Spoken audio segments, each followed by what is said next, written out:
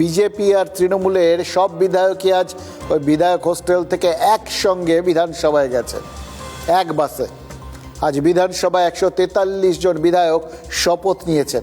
এবার যদি ধরে নেওয়া যায় যে বাসে 60 জন বিধায়কও ছিলেন, তাহলে 60টা গাড়ির জ্বালানি বাঁচল। আলাদা আলাদা গাড়িতে এলে তাই তো আসতেন এতদিন, তো তাতে যে জ্বালানিটা খরচা হতো তার থেকে অনেক অনেক কম জ্বালানি পড়ল শাসক বিরোধী নেতারা এক বাসে এই বিধানসভা যাওয়ায়। যদি এবার মনের ভেতর থেকে তারা এরকম দেশের বা দশের উন্নয়নকামী ব্যাপার ট্যাপারগুলো এরকম একসাথে এক মনে এক হয়ে যেতে পারেন, তাহলে কিন্তু আপনার আমার মঙ্গল, এটা নিয়ে কোনো সংশয় নেই।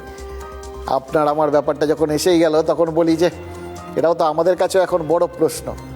ওনারা তো যা করার করলেন, কিন্তু আপনি আমি সাধারণ মানুষ, আমরা কি রাখবো আর কি ছাড়বো সেটাও তো এবার ঠিক করে নিতে হবে।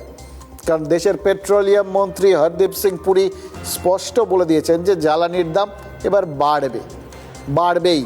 কারণ এতদিন ধরে যে চাপটা, মানে ওই হরমুজে কেলেঙ্কারি করে ডোনাল্ড ট্রাম্প গোটা বিশ্বকে যে সমস্যার মধ্যে ফেলে দিয়েছেন, তার বোঝা বইতে বইতে কেন্দ্রীয় সরকার আর বাড়তি বোঝা বওয়ার মতো জায়গায় নেই।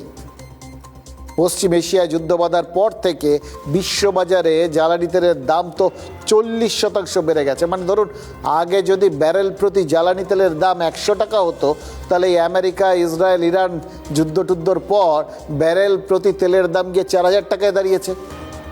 কিন্তু দেশের বাজারে প্রিমিয়াম পেট্রোলের দাম 2.5 টাকা বেড়েছে বটে লিটার প্রতি, কিন্তু সাধারণ পেট্রোল বা ডিজেলের দাম সেটা তো এখন পর্যন্ত অপরিবর্তিত রয়েছে।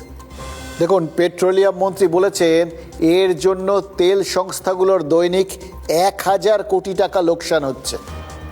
এই চাপ, এই বোঝা সরকারের পক্ষে কোনোভাবেই বহন করার সম্ভব নয়।